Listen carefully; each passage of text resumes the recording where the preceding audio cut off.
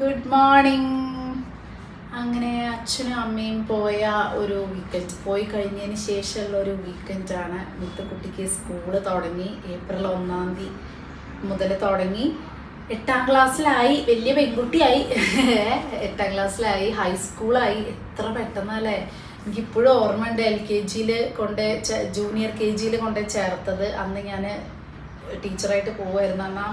അമ്മയ്ക്ക് പോകണോ എന്നൊക്കെ ചോദിച്ച ആളിപ്പോൾ ഹൈസ്കൂളായി എന്ന് പറയുമ്പോൾ ഈശ്വര, 10ാം ക്ലാസ്സും +2 ഇപ്പോൾ കഴിയും. ദൈവമേ, എനിക്കൊരു ടെൻഷൻ. എൻ്റെ മനസ്സിൽ ഞാനിപ്പോഴും 20 വയസ്സായി, തള്ളയായല്ലോ. അതാണ് എൻ്റെ ഏറ്റവും വലിയ ടെൻഷൻ. വിത്ത് വലുതാവുന്നതോറും എനിക്കും വയസ്സ് കൂടല്ലേ. അപ്പം മാത്രമല്ല, പിന്നെ കുട്ടികളെ നമുക്ക് കിട്ടില്ലല്ലോ. ഒരു +2 വരെയും കൂടെ നമ്മുടെ കയ്യിൽ കിട്ടുമായിരിക്കും അല്ലേ. അല്ല, ഇപ്പം തന്നെ ഭയങ്കര വ്യത്യാസമുണ്ട് കേട്ടോ. കുട്ടികളുടെ ടീൻസിലേക്ക് കിടക്കുമ്പോൾ കുട്ടികൾക്ക് വരുന്ന ചേഞ്ചൊക്കെ ഒരു ടോപ്പിക്കായിട്ട് ഞാൻ പറയാം. അതൊക്കെ ഭയങ്കര ചേഞ്ചായിട്ട് ഫീൽ ചെയ്യുന്നുണ്ട്.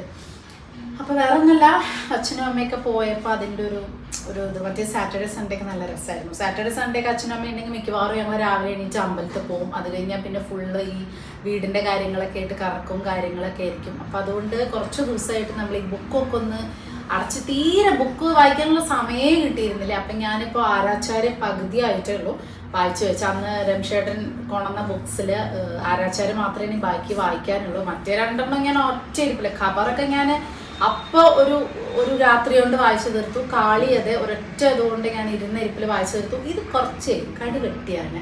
കടുകെട്ടി മീൻസ് നോർമലായിട്ട് വായിക്കുന്നതല്ല, കുറച്ചൊരു ഇതുള്ളതാണ്. എല്ലാവർക്കും ഇഷ്ടപ്പെടുമെന്ന് അറിയില്ല. അപ്പം അതുകൊണ്ട് അതിങ്ങനെ ഫുള്ളായിട്ട് ഒറ്റ സ്ട്രെച്ചിൽ ഇരുന്നിട്ട് അങ്ങോട്ട് വായിക്കാൻ പറ്റണില്ല. വായിച്ചാലും എനിക്കത് അത്ര അങ്ങോട്ട് ഗ്രഹിക്കില്ല എന്ന് പറയില്ല, അതുപോലെയാണ്. അപ്പം ഞാൻ പിന്നെ അപ്പോഴേക്കും അച്ഛനമ്മ വന്നു. അപ്പോൾ ഒരു ഗ്യാപ്പായി.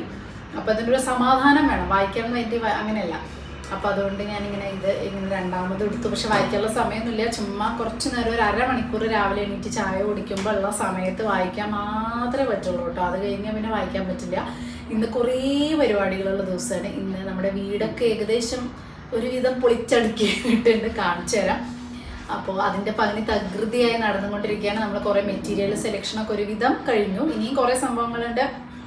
അതിൻ്റെ ഏകദേശം ഒരു ഡിസൈനും കാര്യങ്ങളൊക്കെ ഫിക്സായി. എന്നാലും നമ്മൾ വീട് പണി തുടങ്ങുമ്പോഴാണ് നമ്മൾ ഇങ്ങനെയൊക്കെ പറഞ്ഞിട്ട് കാര്യമില്ല. നമ്മൾ അവിടെ ചെന്ന് അത് തുടങ്ങുമ്പോഴാണ് അയ്യോ അത് പറ്റില്ല ഇത് പറ്റില്ല. അപ്പം അതിനനുസരിച്ച് ചില മാറ്റങ്ങൾ.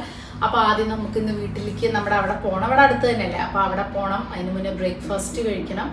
പഠിത്തത്തിലും കാര്യങ്ങളിലൊക്കെ ബിസിയായി തുടങ്ങി. അങ്ങനെ എല്ലാവരും എല്ലാ കാര്യത്തിലും ബിസിയായി തുടങ്ങി. രംഷേട്ടനാണെങ്കിൽ ഈ സാറ്റർഡേ സൺഡേ മാത്രമേ ലീവുള്ളൂ. അപ്പോൾ ഞങ്ങളിപ്പോൾ ആദ്യം പോയിട്ട് വീട്ടിൽ പോയിട്ട് അതും ഇതൊക്കെ ഒന്ന് എങ്ങനെയാണെന്നൊക്കെ നോക്കി ഡിസ്കസ് ചെയ്യും. അത് കഴിഞ്ഞിട്ട് ഇന്ന് ഉച്ചയ്ക്ക് ശേഷം ആടുജീവിതം നമ്മൾ ബുക്ക് ചെയ്തിട്ടുണ്ട്. ബെന്യാമിൻ്റെ നോവൽ വായിച്ചപ്പോൾ ഞാൻ പറഞ്ഞിട്ടുണ്ടായിരുന്നു ഞാനത് കാണില്ല എന്ന്. പക്ഷെ എനിക്ക് ഒരുപാട് പേര് ഇൻസ്റ്റയിൽ യൂട്യൂബിലൊക്കെ നമ്മുടെ സബ്സ്ക്രൈബേഴ്സൊക്കെ അയച്ചിട്ടുണ്ടായിരുന്നു അങ്ങനെ പറയരുത്. കാരണം അതൊരു ബ്ലെസ്സിയുടെ ഒരു വിഷ്വൽ ട്രീറ്റ്. അത് കണ്ടില്ലെങ്കിൽ അതൊരു നഷ്ടമാവും. കാരണം പൃഥ്വിരാജിൻ്റെ അഭിനയം ഇതൊക്കെ നമ്മൾ കണ്ടില്ലെങ്കിൽ അത് നമുക്കൊരു വൻ നഷ്ടമാവും. അതുകൊണ്ട് അത് കാണാതിരിക്കരുത് എന്ന് കുറേ പേര് പറഞ്ഞപ്പോൾ ഞാൻ വിചാരിച്ചു ഓക്കെ അത് കാണാം എന്ന് വിചാരിച്ചിട്ട് ഇന്നാണ് കിട്ടിയത്. ഒരാഴ്ചയോളം ടിക്കറ്റ് ഉണ്ടായിരുന്നില്ല. അപ്പം ഇന്നിപ്പോൾ ടിക്കറ്റ് കിട്ടിയിട്ടുണ്ട്. അപ്പം നമ്മൾ ഒന്നും നോക്കിയില്ല. ഉച്ചയ്ക്ക് ശേഷം അത് കാണാൻ വേണ്ടി പോവാണ്. പറഞ്ഞാൽ ഈ ബുക്ക് വായിക്കൽ കഷ്ടമാണ് കാര്യം. ഇനി എനിക്ക് നാട്ടിൽ പോയിട്ട് വേണം. നാട്ടിൽ പോയാൽ ഞാൻ കുറച്ച് ഫ്രീ ആവും എന്ന് വിചാരിക്കുന്നു. അച്ഛനമ്മ ഇവിടെ വന്നപ്പോൾ പക്ഷെ ഫ്രീ ആയിരുന്നില്ല. നമ്മളെ പുറത്ത് പോലും ഇതൊക്കെ ആയിട്ട് നാട്ടിൽ പോകുമ്പോൾ പിന്നെ ഈ വീടിനായിട്ട് ഓടി നടക്കലുണ്ടാവില്ല എന്ന് ഞാൻ വിചാരിക്കുന്നു. അപ്പോഴേക്കും ഞാനിത് വായിച്ചു തീർത്ത് കുറച്ചധികം പുതിയ ബുക്സൊക്കെ വായിക്കണം എന്ന് വിചാരിക്കുന്നുണ്ട്. അശ്വതി ശ്രീകാന്തിൻ്റെ കാളി ഒരു രക്ഷയില്ല കേട്ടോ, അടിപൊളി ബുക്കാണ്. ഖബർ പിന്നെ എനിക്ക് ഭയങ്കരമായിട്ട് ഇഷ്ടപ്പെട്ട ബുക്കാണ്. ഖബർ ഞാൻ എന്താ പറയുക ഭയങ്കരമായിട്ട് ഇഷ്ടപ്പെട്ടു. എനിക്ക് ആ എഴുത്ത് ആ രീതി ഒക്കെ എനിക്ക് ഭയങ്കരമായിട്ട് ഇഷ്ടപ്പെട്ടു. അപ്പോൾ ഇന്നത്തെ ബ്രേക്ക്ഫാസ്റ്റ് ഇന്നലത്തെ കുറച്ച് ദോശമാവ് ഉണ്ടായിരുന്നു. നമ്മൾ പറയില്ലേ അടദോശ അല്ലെങ്കിൽ കറുമുറു ദോശ എന്ന് നമ്മുടെ അവിടെ പറയാം കേട്ടോ. ഞാൻ റീൽസ് ഇട്ടിട്ടുണ്ടായിരുന്നു അതിൻ്റെ റെസിപ്പി എങ്ങനെയാണെന്നുള്ളത്. ഇത് അമ്മ ഉണ്ടാക്കുന്ന രീതിയാണ്. നമ്മളതിനെ കറുമുറു ദോശ എന്ന് പറയുന്നത് നല്ല ക്രിസ്പി ആയിട്ടിരിക്കും, അതാണ്. പിന്നെ അതിന് ഏറ്റവും ടേസ്റ്റ് ഈ ഒരു ചമ്മന്തിയാണ് കേട്ടോ. അതായത് തേങ്ങയും ഉള്ളിയും ഒക്കെ ഇട്ടിട്ടുള്ള ഒരു പ്രത്യേകതരം ടേസ്റ്റി ആയിട്ടുള്ളൊരു ചമ്മന്തി. ഈ ഒരു കളറും അതിൻ്റെ നല്ല രസം. പിന്നെ കായം ഒക്കെ ഇട്ടിട്ട് ഫ്രഷ് ആയിട്ടാണല്ലോ. പിന്നെ ഒരു ദിവസം വരെയൊക്കെ ഫ്രിഡ്ജിൽ വെച്ചാലും ടേസ്റ്റിന് കുഴപ്പമൊന്നുമില്ല. അപ്പോൾ അതാണ് ഇന്നത്തെ ബ്രേക്ക്ഫാസ്റ്റ്. അപ്പോൾ ബ്രേക്ക്ഫാസ്റ്റ് കഴിഞ്ഞു. ഞങ്ങളിതാ പുറത്തിറങ്ങാൻ നിൽക്കുകയാണ്. ഇപ്പോൾ രാവിലെ നമുക്ക് പോയിട്ട് അവിടെ നമ്മുടെ ഇൻറ്റീരിയറിൻ്റെ അവർ വരും. അപ്പോൾ അവരായിട്ട് കുറച്ച് നേരം ഡിസ്കഷനും കാര്യങ്ങളൊക്കെ ഉണ്ടാവും. നമ്മുടെ വീട് എന്തായിരുന്നു എന്നും പണി നടക്കുന്നതുകൊണ്ട് വീട് പണി എന്തായിരുന്നു ഡെയിലി പോയി നോക്കണം. അപ്പോൾ സാറ്റർഡേ സൺഡേ ആകുമ്പോൾ രാവിലെ പോവാം, അല്ലെങ്കിൽ ഈവനിങ്ങിലാണ് പോവുക. അപ്പോൾ അതിൻ്റെ കുറച്ചുണ്ട്. അത് കഴിഞ്ഞ് ഉച്ചയാകുമ്പോൾ തിരിച്ചെത്തിയിട്ട് വേണം ഉച്ചയ്ക്ക് ശേഷമുള്ള സിനിമയുടെ കാര്യങ്ങളൊക്കെ നോക്കാൻ. അപ്പോൾ അതാണ്. അപ്പോൾ അതിന് മുന്നേ ആയിട്ട് ഞാൻ നിങ്ങൾക്ക് എല്ലാ പ്രാവശ്യം പറഞ്ഞ പോലെ തന്നെ ഇന്ന് നന്നായിട്ട് സോപ്പൊക്കെ തേച്ച് കുളിച്ച് എണ്ണയൊക്കെ തേച്ച് കുളിച്ച ദിവസമാണ്. അപ്പോൾ ഇന്ന് കുളിച്ചത് എന്താണെന്ന് വെച്ചാൽ മാമഅർത്തിൻ്റെ ഇതാ 2 ലോഷൻ ഉണ്ട് കേട്ടോ. നമ്മൾ കഴിഞ്ഞ പ്രാവശ്യം കാണിച്ചിട്ടുണ്ടായിരുന്നു, അതിലിപ്പോൾ എൻ്റെ 1 കഴിഞ്ഞു. അപ്പോൾ ഞാൻ അടുത്തത് വന്നു വൈറ്റമിൻ സി മോയ്സ്ചറൈസിങ് ലോഷൻ സോപ്പും ഉപ്റ്റാൻ മോയ്സ്ചറൈസിങ് ലോഷൻ സോപ്പുമാണ്. ഈ വൈറ്റമിൻ സി മോയ്സ്ചറൈസിങ് ലോഷൻ സോപ്പിലുള്ളത് വൈറ്റമിൻ സിയും അതുപോലെ ഹണിയാണ്.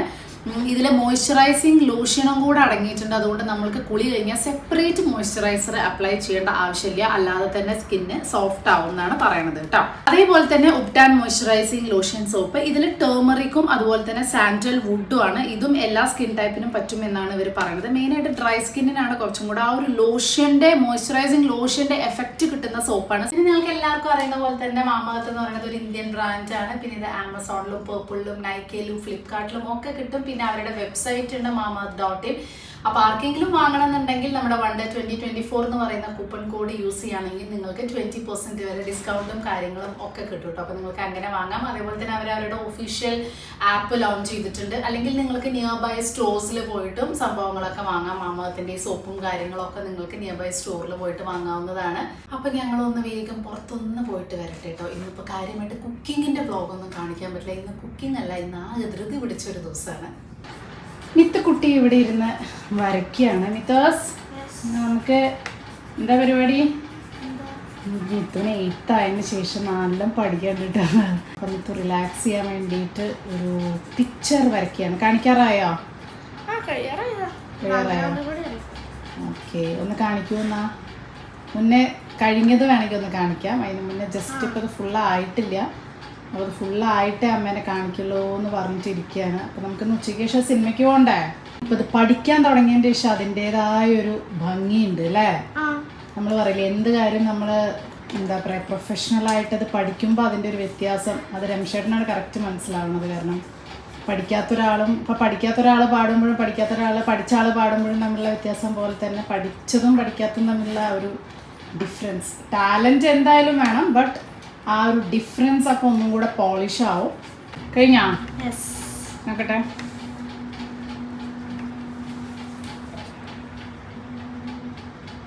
നൈസ്, അടിപൊളി, വാവ്, സൂപ്പറായിട്ട് കേട്ടോ. ഷെയ്ഡിങ് ആണ് ഇപ്പോൾ മെയിൻ പഠിക്കുന്നത് അല്ലേ? ചാർക്കോൾ. ആക്ച്വലി ചാർക്കോളിൻ്റെ പഠിപ്പിച്ച് കഴിഞ്ഞാൽ ഇത് അവരുടെ ബുക്കാണ്. അപ്പോൾ ഈ ബുക്ക് നോക്കിയിട്ട് അതുപോലെ വരയ്ക്കണം. അപ്പോൾ ഇതാണ് ആ ബുക്ക്. മിത്തു അതുപോലെ വരച്ചതാണ് കേട്ടോ. ഇത് ചാർക്കോളാകുമ്പോൾ ഇതെന്താ വെച്ചാൽ പ്രിൻ്റ് അല്ലേ, അപ്പോൾ അത് കുറച്ച് കളർ കുറഞ്ഞിട്ടായിരിക്കും വരിക. പക്ഷെ സെയിം ആയിട്ടുണ്ട്. ആ മുഖമൊക്കെ പക്ക ഫോട്ടോസ്റ്റാറ്റ് എടുത്ത പോലെ ഉണ്ട്. അപ്പോൾ ഇത് ട്രേസ് ചെയ്തിട്ടല്ല, മിത്തുക്കുട്ടി തന്നെ വരയ്ക്കുന്നതാണ്. സെയിം അതുപോലെ വരച്ച് മെയിനായിട്ട് ഷെയ്ഡിങ് ആണ്. വരയ്ക്കാൻ കുറേ ആയി പഠിച്ചിട്ടല്ലോ, പക്ഷെ ഇപ്പോൾ മെയിനായിട്ട് പഠിപ്പിക്കുന്ന ഒരു ഷെയ്ഡിങ് ആണ് കേട്ടോ. ഷെയ്ഡിങ് അല്ലേ ഇപ്പം മെയിനായിട്ട് പഠിപ്പിക്കുന്നത്? ഓക്കെ. അപ്പോൾ ഈ ചാർക്കോള് കഴിഞ്ഞാൽ പിന്നെ ഏതാ അടുത്തത്? പിന്നെ ചാർക്കോള് കഴിഞ്ഞാൽ മെയിൻ കഴിഞ്ഞു അല്ലേ? അതായത് ഇപ്പൊ എങ്ങനെയാണ് വരയ്ക്കാൻ അറിയാം മിത്തുനെ. മറ്റേ നോക്കട്ടെ, മിത്തുവിന്റെ പൂച്ച, അതാണ് എൻ്റെ ഫേവറേറ്റ് കേട്ടോ. കണ്ടോ എന്ത് രസാ, എൻ്റെ ഫേവറേറ്റ് ആണിത്. ഈ പൂച്ചക്കുട്ടികൾ ഇത് ഫ്രെയിം ചെയ്ത് വെക്കാൻ മിത്തു പുതിയ വീട്ടില്. ഇത് ഇഷ്ടമായി. പക്ഷെ എനിക്ക് ഏറ്റവും കൂടുതൽ ഇഷ്ടമായത് ഒരാനയുടെ പിക്ചർ. അപ്പൊ ചാർക്കോള് എനിക്ക് തോന്നുന്നു ഈ മാസത്തോടെ കഴിയും, മെയില് കഴിയും. പക്ഷെ എന്താ വെച്ചാൽ മെയില് വെക്കേഷൻ നാട്ടിൽ പോയി, മാർച്ചിൽ എക്സാം ആയിട്ട് 1 മാസം പോയില്ല. ഞങ്ങൾ എന്താ വെച്ചാൽ അധികം പോവില്ല ക്ലാസ്സിന്. സാർ എപ്പോഴും പറയും ഇത്ര എപ്പോഴും ബ്രേക്കാണ്, ഇങ്ങനെ നാട്ടിൽ പോയിട്ടും അവിടെ പോയിട്ടും ഇവിടെ പോയിട്ടും.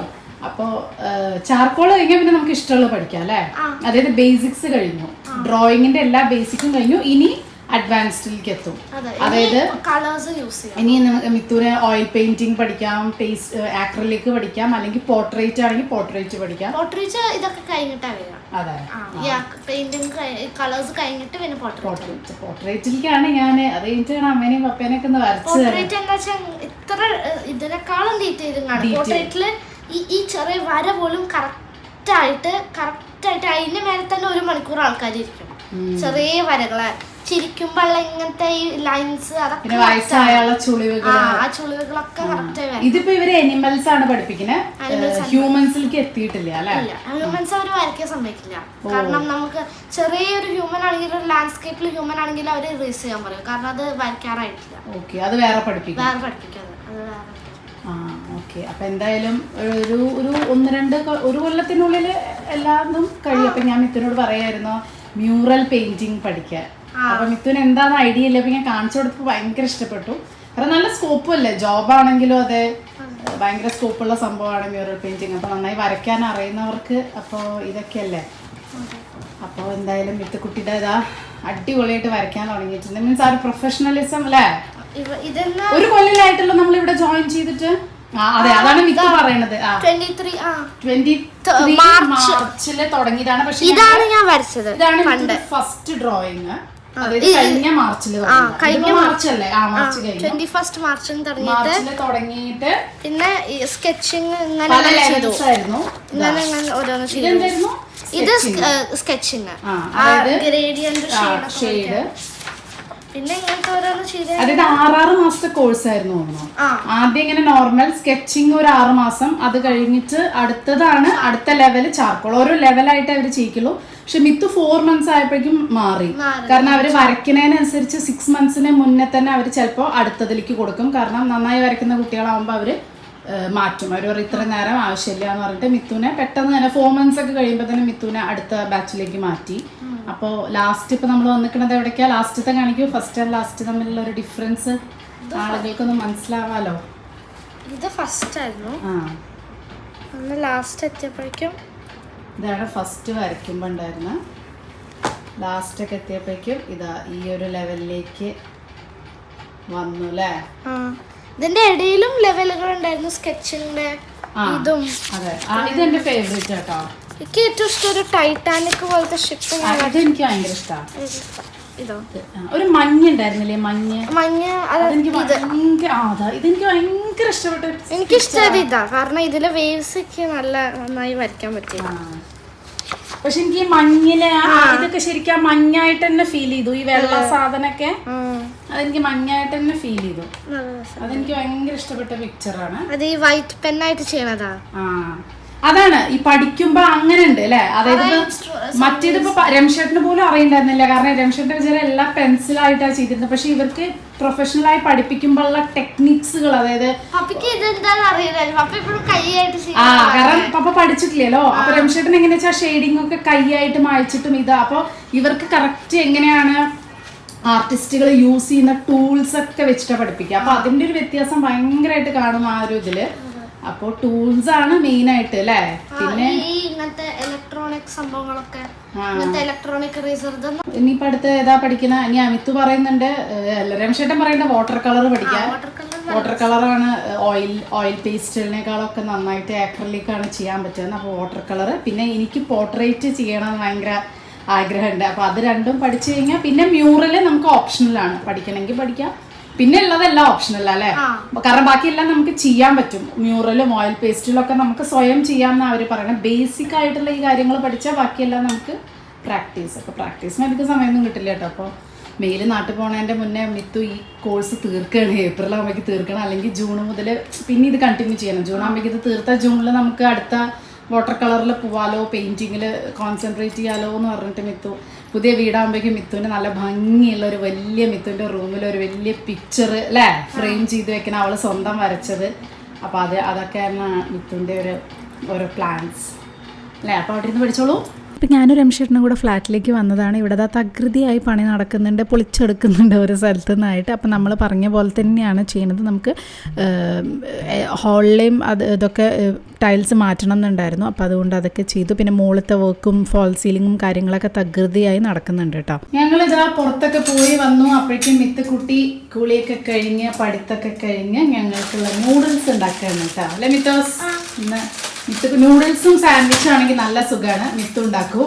അപ്പം ഞങ്ങൾ കുറച്ച് ലേറ്റായി അവിടുന്ന് എത്താൻ. ഇപ്പോൾ സമയം ഒരു 1:30 ആയി. അപ്പോൾ ഇന്ന് വേറെ ഒന്നും ഉണ്ടാക്കാനുള്ള സമയം ഉണ്ടാവില്ല. പുറത്തുനിന്ന് പിന്നെ വേണ്ട വിചാരിച്ചു. എന്തായാലും സിനിമ കാണാൻ പോയെന്ന് വൈകുന്നേരം നമ്മൾ പുറത്തുനിന്നൊക്കെ തന്നെ ആയിരിക്കും. അപ്പോൾ മിത്തൂസാണ് ഇവിടെ നൂഡിൽസ്. മിത്തു പറഞ്ഞ നൂഡിൽസ് മതി എന്നുള്ളത്. അപ്പം മിത്തുവാണ് ഇവിടെ നൂഡിൽസ് ഒക്കെ കുളിച്ചൊക്കെ കഴിഞ്ഞ്. ഇനി ഇത് കഴിച്ചാൽ നമ്മൾ പൂവായി അല്ലേ? കുറച്ച് കഴിഞ്ഞാൽ നമ്മൾ പൂവായി. അപ്പോൾ ഇതൊക്കെ ഉണ്ടാക്കാൻ പഠിച്ചു. തന്നെ സ്റ്റവ് കത്തിക്കുക, നൂഡിൽസ് ഉണ്ടാക്കുക. അതുകൊണ്ട് നല്ല സുഖം കേട്ടോ. മിത്തു ഇനി ചപ്പാത്തിയും കൂടെ പരത്താറുള്ളൂ. ദോശ ഉണ്ടാക്കും, ചോറുണ്ടാക്കാറാവശ്യമില്ല അല്ലേ? മിത്തു പറയണല്ലോ എല്ലാം ഞാൻ ഉണ്ടാക്കി പിന്നെ അമ്മയ്ക്കത്തോടെ ഓടി എന്ന് പറഞ്ഞ പോലെ വിത്ത് കുട്ടിയാള് ഇപ്പോൾ ഇതൊക്കെ ഉണ്ടാക്കണത്. So thank you. അതുകൊണ്ട് എനിക്ക് എൻ്റെ കുറച്ച് കാര്യങ്ങളുണ്ട് പോണതിൻ്റെ മുന്നേ അതൊക്കെ ചെയ്യട്ടെ. ടയേർഡായിട്ടോ ചൂടത്ത് പോയി വന്നിട്ട്. സോ മിത്ത് കുട്ടിയുടെ നൂഡിൽസ് റെഡി. അങ്ങനെ നമ്മളിതാ ഈവനിങ് ആയപ്പോൾ ഒന്ന് കറങ്ങാൻ ഇറങ്ങിയതാണ്. ഇന്ന് സിനിമയ്ക്ക് പോകുന്നുണ്ട്, ആട് ജീവിതം കാണാനായിട്ടോ. പോണില്ല എന്ന് വിചാരിച്ച് ഇങ്ങനെ ഇരിക്കുകയായിരുന്നു. അപ്പം രംഷേട്ടൻ പിന്നെ വായിച്ചിട്ടില്ല അല്ലേ? അപ്പം രംഷേട്ടന് ഒരു താല്പര്യമില്ല. ഒന്നാമത് ഇങ്ങനത്തെ സെൻറ്റിമെൻ്റൽ മൂവീസ് കാണാനേ ഇഷ്ടമില്ലാത്ത ഒരാളാണ്. പക്ഷെ ഞാൻ എന്തായാലും എനിക്ക് പോകണം എന്ന് പറഞ്ഞിട്ട് അങ്ങനെ ഞങ്ങൾ അച്ഛനമ്മയുള്ളപ്പോൾ ആദ്യം പോകാമെന്ന് വിചാരിച്ചു. അപ്പോൾ അമ്മയ്ക്കും ഇതുപോലെ കാണാൻ വലിയ താല്പര്യമില്ല. അമ്മയും കഥ വായിച്ചിട്ട് ഭയങ്കര ഇതായിട്ട് അമ്മയ്ക്ക് വയ്യാന്നൊക്കെ പറഞ്ഞിട്ട്. അപ്പോൾ ഞാനിപ്പോൾ രംഷേട്ടനെ പിടിച്ച് വലിച്ച് കൊണ്ടുപോവാണ്. എന്തായാലും പോയേ പറ്റൂ എന്ന് പറഞ്ഞിട്ട് നോക്കി നോക്കാം. ബാക്കി അവിടെ ചെന്നിട്ട് പിന്നെ കരയാനൊക്കെ റെഡി ആയിട്ട് വേണം പോവാൻ. റെഡി അല്ലേ? നിമിഷമായിട്ട് റെഡി അല്ല, വെറുതെ ഇങ്ങനത്തെ നമ്മള് എന്റർടൈൻമെന്റ്. എനിക്ക് സിനിമ കാണുമ്പോൾ കുറച്ച് എന്റർടൈൻമെന്റ് ഉള്ള സിനിമകളാണ് എനിക്ക് മീൻസ് ഇഷ്ടമുള്ളത്. ഒരു വെറൈറ്റിക്ക് ഒന്ന് പോയിട്ട് കാണാമല്ലോ, ആ ഒരു എക്സ്പീരിയൻസ് ഒന്ന് കാണാന്നുള്ളത്. പിന്നെ ആടുജീവിതം അല്ലാന്നുണ്ടെങ്കിലും ചെറിയൊരു കുട്ടിയാടിന്റെ ജീവിതമൊക്കെ ഉള്ളവരല്ലേ എല്ലാവരും ലൈഫ്. അപ്പൊ നമുക്കൊക്കെ എവിടെങ്കിലൊക്കെ ഒന്ന് കണക്ട് ചെയ്യാൻ പറ്റിയെന്ന് വരും. ആ സ്ട്രഗിളും സംഭവങ്ങളൊക്കെ എല്ലാവരും ലൈഫിൽ ഉണ്ടായിട്ടുണ്ടാവല്ലോ. എന്റെയൊക്കെ എത്ര ഫ്രണ്ട്സ് ഇപ്പൊ മിഡിൽ ഈസ്റ്റ് ഒക്കെ ഉള്ളവർ പറഞ്ഞിട്ടുണ്ട്. ഇതുപോലെ ഒന്നല്ല, പക്ഷെ എല്ലാവരും ലൈഫിൽ ഒരു സ്ട്രഗിൾ ഉണ്ടല്ലോ. നമ്മളൊരിക്കലും ആ സ്ട്രഗിൾ ആയിട്ടല്ലല്ലോ, നമ്മൾ നമ്മുടെ സ്ട്രഗിൾ ആയിട്ടല്ലേ കമ്പയർ ചെയ്യുക. അപ്പൊ ചെറിയ രീതിയിലുള്ള നമ്മുടെ സ്ട്രഗിളൊക്കെ എല്ലാവർക്കും ഒന്ന് ഓർമ്മ വരും. അതാണ്, ചെറിയൊരു സ്ട്രഗിൾ ഓർമ്മ വരും. അപ്പൊ അതൊരു രസമാണ്. നമ്മുടെയും പഴയ സ്ട്രഗിളുകളൊക്കെ ഒന്ന് ഓർമ്മ വരും ഇങ്ങനത്തെ സംഭവങ്ങളൊക്കെ ഉണ്ടാവുമ്പോ. അങ്ങനെ നമ്മളിതാ ഒരാഴ്ചത്തെ കാത്തിരിപ്പിന് ശേഷമാണ് ഇവിടെ പോണത്. കുറേ തിയേറ്ററിൽ ഇവിടെ മുംബൈയിൽ കളിക്കുന്നുണ്ട്. നമ്മളിവിടെ വാശിയിലെ രഘുലീല മോളിലാണ് വന്നിരിക്കുന്നത് കേട്ടോ. ഇവിടെ ഇപ്പോൾ സത്യം പറഞ്ഞ മോളിൽ കാര്യമായിട്ട് വേറെ ഒന്നുമില്ല. പണ്ട് നമ്മുടെ ഈ വാശി ഏരിയയിൽ ഫസ്റ്റ് വന്ന മോളായിരുന്നു, നല്ലൊരു ഷോപ്പിംഗ് മോളായിരുന്നു. ഇപ്പോൾ പിന്നെ അതിലൊന്നും ഇല്ലാത്തൊരു ഇതായിട്ടോ, അതിൻ്റെ മേൽക്കൂര വീണുവെന്നോ അങ്ങനെയൊക്കെ പറഞ്ഞു. അവിടെയാണ് പക്ഷേ ഐനോക്സ് ഉള്ളത്. അപ്പോൾ അതുകൊണ്ട് നമ്മൾ മുന്നേ എപ്പോഴും പോകാറുള്ള സീവുഡ്സ് മോളിലാണ്. അതിൻ്റെ ഓരോന്നിൻ്റെ ടൈം ഓരോ പോലെയാണ്. ചില സ്ഥലത്ത് 4 മണിക്ക്. അപ്പോൾ നമുക്ക് വീക്കെൻഡിൽ ഈ ഒരു ടൈമാണ് പറ്റുള്ളൂ. ബാക്കി വീക്ക് ഡേയ്സിലൊക്കെ 4 മണി 4:30 ഒന്നും ഞങ്ങൾക്ക് പറ്റുന്നുണ്ടായിരുന്നില്ല. 6:45 ഉണ്ടായിരുന്നു വീക്ക് ഡേയ്സിൽ. അപ്പോൾ അതും പറ്റിയിരുന്നില്ല, കാരണം രംഷേട്ടൻ ഓഫീസിൽ നിന്ന് എത്തുന്നുണ്ടായിരുന്നില്ല. അപ്പോൾ അങ്ങനെയൊക്കെ നോക്കി നമ്മുടെ ഒരു സൗകര്യം നോക്കിയിട്ടാണ് നമ്മൾ സാറ്റർഡേ എന്നുള്ള രീതിയിൽ അത് എടുത്തത് കേട്ടോ. പിന്നെ നമ്മൾ റീൽസ് ഇട്ട സമയത്ത് കുറേ പേര് 1-2 പേര് ചോദിച്ചിട്ടുണ്ടായിരുന്നു, ഇത്രയും ഇമോഷണലായ സിനിമ കാണാൻ പോകുമ്പോഴും ഈ പോപ്കോണൊക്കെ കഴിച്ചിട്ട് എങ്ങനെയാണ് ഇരിക്കാൻ പറ്റുന്നത് എന്നുള്ളത്. അതെന്താണെന്നറിയില്ല. തിയേറ്ററിൽ പോകണമെന്നുണ്ടെങ്കിൽ ഞങ്ങൾ പോപ്കോൺ കഴിക്കാൻ വേണ്ടിയിട്ടാണ്. അതൊരു സത്യമാണ്. ഇനിയിപ്പോൾ എത്ര കരയണ സിനിമയാണെങ്കിലും ഇതൊക്കെയല്ലേ ഒരു സന്തോഷം അല്ലേ. പിന്നെ 3 മണിക്കൂറാണ് സിനിമ കഴിയുമ്പോഴേക്കും 10 മണിയാവും. അപ്പോൾ വിശക്കില്ലേ? നമ്മൾ ഉച്ചയ്ക്ക് ഒരു നൂഡിൽസ് കഴിച്ചത്, അതുകൊണ്ടൊരു കാര്യം. ഈ നൂഡിൽസൊക്കെ കഴിച്ചിട്ട് പിന്നെ ഈ ആടുജീവിതമൊക്കെ കണ്ട് ഇമോഷണൽ ആവാനും കുറച്ച് എനർജി വേണമല്ലോ. അപ്പോൾ എനിക്ക് എനർജി വേണമെങ്കിൽ ഇമോഷണലാണെങ്കിലും സന്തോഷമാണെങ്കിലും എൻ്റെ മെയിൻ എന്ന് പറയുന്നത് ഫുഡാണ് കേട്ടോ. അപ്പോൾ സിനിമയൊക്കെ കണ്ടു. സിനിമയെ പറ്റി റിവ്യൂ ഞാൻ ലാസ്റ്റ് എന്തായാലും പറയുന്നതായിരിക്കും. സംഭവം കീടു സിനിമ. പിന്നെ ഞാൻ കുറച്ച് ഇമോഷണൽ അതായത് അത്ര കണ്ട് ഇമോഷൻ വരാത്ത ആളാണ്. അങ്ങനെ കരയില്ല. അത്രയും ഭയങ്കരമായ സിനിമയാണെങ്കിലും ഞാൻ കരയില്ല. അതെന്താണെന്ന് ചോദിച്ചാൽ എനിക്കറിയില്ല. എൻ്റെ തൊണ്ടയ്ക്ക് ഇതാവും, പക്ഷേ എനിക്ക് കണ്ണീരായിട്ട് അത് പ്രവഹിക്കില്ല. പക്ഷേ മിത്തുവൊക്കെ നേരെ തിരിച്ചാൽ മിത്തുവിന് എന്തെങ്കിലും പറയുമ്പോഴേക്കും അത് ഓരോരുത്തർ ക്യാരക്ടറല്ലേ. പക്ഷേ മിത്തു ഈ സിനിമ കണ്ടിട്ട് കരഞ്ഞൊന്നുമില്ല കേട്ടോ. മിത്തുവിന് അത്രയ്ക്കും കൂടെ ആയിട്ടില്ല. പക്ഷേ മിത്തുവിന് ആ മരുഭൂമിയിലെ അവസ്ഥ ഭയങ്കരമായിട്ട് മിത്തുവിന് ഇതായി എന്ന് പറഞ്ഞു. അത് കഴിഞ്ഞ് ഞങ്ങളിതാ മെഗ്ഡിയിൽ കയറി. കാരണം രാത്രി 10 മണിക്ക് സിനിമ കഴിഞ്ഞു നമ്മുടെ അവിടെയുള്ള മെഗ്ഡിയിലാണ് പോയത്. അപ്പോഴേക്കും സമയം 10:45 ആയിട്ടുണ്ടായിരുന്നു തോന്നണം. അപ്പോൾ ഒരുപാട് ലേറ്റായി. അപ്പോൾ ബർഗറും ഫ്രഞ്ച് ഫ്രൈസും ബാക്കിയുള്ള ഷോപ്സൊക്കെ ഒരുവിധമൊക്കെ ഇങ്ങനത്തെ അല്ലാതെ മെഗ്ഡി KFC ഇങ്ങനത്തെ അല്ലാതെ ബാക്കിയുള്ള ഹോട്ടൽസൊക്കെ ഒരു 10 മണിയൊക്കെ കഴിയുമ്പോഴേക്കും അടച്ചു തുടങ്ങും. അപ്പോൾ പിന്നെ ഇത് തന്നെയല്ലേ നല്ലത്. അപ്പോൾ സ്ട്രോബെറി ഷേക്കും ഞങ്ങളുടെ ഫേവറേറ്റാണ് ഇവിടുത്തെ സ്ട്രോബെറി ഷേക്ക്.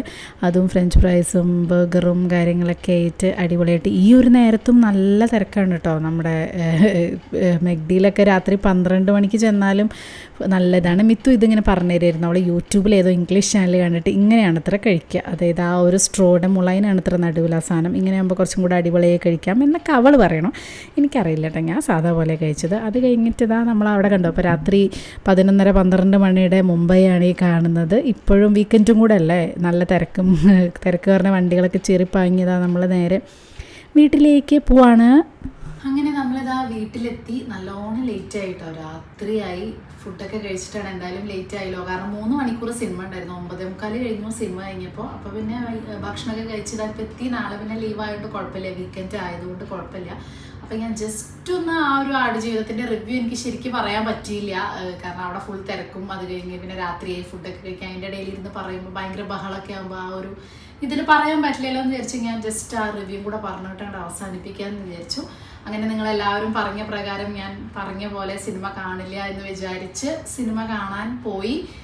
അപ്പം നല്ലൊരു എക്സ്പീരിയൻസ് ആയിരുന്നു, ഒരു തിയേറ്റർ എക്സ്പീരിയൻസ് നല്ല അടിപൊളിയായിരുന്നു. പൃഥ്വിരാജിൻ്റെ അഭിനയം, പിന്നെ നമ്മുടെ ഹക്കീമായ അഭിനയിച്ച ഗോകുലിൻ്റെ അഭിനയം, ഓരോരുത്തരെയും. ഇബ്രാഹിം ഖാദ്രി എൻ്റെ പേഴ്സണൽ ഫേവറേറ്റ് ആയിരുന്നു കേട്ടോ, എനിക്ക് ഭയങ്കര ഇഷ്ടപ്പെട്ടു. അത്ര അടിപൊളിയായിട്ടുള്ള അഭിനയമായിരുന്നു. അപ്പോൾ അതും എനിക്ക് ഭയങ്കരമായിട്ട് ഇഷ്ടപ്പെട്ടു. അപ്പോൾ അഭിനയ വയസ്സാണെങ്കിലും ആ ഒരു മരുഭൂമി നമ്മൾ വായിച്ച അതേ ഒരു ഫീൽ ആ ലാസ്റ്റ് സീനൊക്കെ ശരിക്കും തരാൻ തോന്നി എനിക്ക്. ആ മരുഭൂമിയിലുള്ള ആ ഓട്ടും കാര്യങ്ങളൊക്കെ നമ്മൾ വായിച്ചപ്പോൾ ഉണ്ടായിരുന്ന അതേ ഒരു ഭാരമൊക്കെ തരാൻ പറ്റി. അതിൽ ഫസ്റ്റ് ഹാഫ് മാത്രം എനിക്ക് ആ നോവൽ എന്ന് പറയുമ്പോൾ ഫസ്റ്റ് മുതലേ ഉള്ള ഒരു പ്രത്യേക എഫക്റ്റ്, അതേപോലെ ജയിലിൽ അത് എന്തായാലും. എന്നിട്ടും 3 മണിക്കൂറാണ് സിനിമ. ഒരിക്കലും ഒരു നോവൽ മൊത്തം എടുക്കുക എന്നുള്ളത് ഒരിക്കലും സാധ്യമല്ല എന്നറിയാം. കാരണം എന്താ വെച്ചാൽ നോവലിൽ നമ്മൾ ആ ജയിലിലെ സീൻസ് ഒരുപാടുണ്ട്. അവർ തമ്മിലുള്ള ബോണ്ടിങ്, ആ സുഹൃത്ത്, അങ്ങനെ കുറേ അതായത് ആടുകളുമായിട്ടുള്ള ബോണ്ടിങ്, അതൊന്നും സത്യം പറഞ്ഞ സിനിമയിലില്ല. അപ്പോൾ കാരണം എന്നിട്ടും ഞാൻ പറഞ്ഞല്ലോ 3 മണിക്കൂറാണ്. പിന്നെ എനിക്ക് അതിൽ ലാസ്റ്റ് ഹാഫിൽ ചില പോർഷനൊക്കെ എനിക്ക് കുറച്ച് സത്യമായിട്ട് പറഞ്ഞാൽ ലാഗായിട്ട് തോന്നി. അതായത് ആ ഒരു പാട്ട് സീനും ഒക്കെ അതൊക്കെ എടുത്തിട്ട് കുറച്ചും കൂടെ നോവലിലെ കുറച്ചും കൂടെ അടിപൊളിയായിട്ടുള്ള ഭാഗങ്ങളൊക്കെ ഉണ്ടായിരുന്നു. അതൊക്കെ കാണിക്കായിരുന്നു എന്ന് എനിക്ക് പേഴ്സണലായിട്ട് ഫീൽ ചെയ്തു കേട്ടോ. അപ്പോൾ കാരണം ആ ഒരു ചെറിയ ഭാഗങ്ങളൊക്കെ നമുക്ക് ഭയങ്കര ലാഗ് പോലെ ഫീൽ ചെയ്തു. കാരണം നോവൽ എന്ന് പറഞ്ഞാൽ അവിടെ തുടങ്ങിയ അവസാനം വരെ ഒരു തരം വീർപ്പുമുട്ടലാണ്, ഒരു വിങ്ങലാണ്. ആക്ച്വലി ഇത് ആ സെക്കൻഡ് ഹാഫ് മുതലാണ് ആ ഒരു വിങ്ങൽ വന്നു തുടങ്ങിയത്. ഫസ്റ്റ് ഹാഫിലൊക്കെ കുറച്ചൊരു ക്രിഞ്ച് പോലെ എനിക്ക് തോന്നി. പക്ഷേ സിനിമ ഒരു രക്ഷയില്ല. നോവൽ വായിക്കാത്തവരാണെങ്കിൽ നിങ്ങൾക്ക് ഉറപ്പായിട്ടും അതിൻ്റെ മൊത്തം ഭാരം നിങ്ങൾക്ക് ഫീല് കിട്ടും. പിന്നെ രണ്ടും രണ്ടായ രീതിയിൽ കണ്ടാൽ മതി. നോവലായിട്ടും സിനിമയായിട്ടും കണ്ടാൽ അടിപൊളിയായിരിക്കും. കാരണം സിനിമ ഒരിക്കലും നോവൽ പോലെ ചെയ്യാൻ പറ്റില്ലല്ലോ. പിന്നെ ബ്ലസ്സി എന്ന് പറഞ്ഞ സംവിധായകനെ പറ്റി പറയേണ്ട. കാരണം എൻ്റെ ഫേവറേറ്റ് സിനിമ കാഴ്ചയും തന്മാത്രയും എനിക്ക് എപ്പോൾ കണ്ടാലും എനിക്ക് സഹിക്കാം. അതുപോലെ കാഴ്ച പിന്നെ ഞാൻ കാണാറില്ല, കാരണം എനിക്കത് ഭയങ്കര വിഷമം വരും.